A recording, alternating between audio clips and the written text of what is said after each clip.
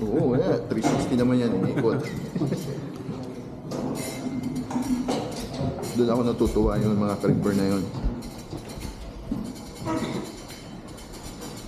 Yun o, may ano pa, may tunay na vlogger pa si Sir. Sir, low-key lang ako ha. Makita ko ng mga jigs ko eh. Nagtatago ako sa mga jigs ko eh. Mahirap sir kung may kaakbay ka. Aha! Sir, dito tayo, left hand drive tayo dito. Dito ba, sir? Ayan. Kompleto na ba tayo? Lang ko lang. Kasi dati may training kami dito, nung taas ng kamay nung umagi. Nung hapon, hindi ko na makakita eh.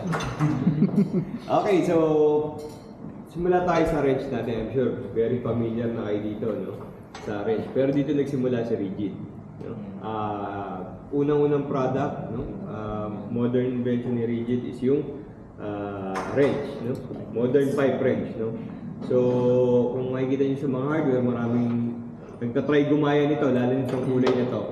No, meron kayo makikita brown, orange, no. Pero itong pintura na to, no, ang tawag dito ay rigid red, no. So, patented ni rigid, no. Hindi pwedeng kopyahin, madedemanda, no.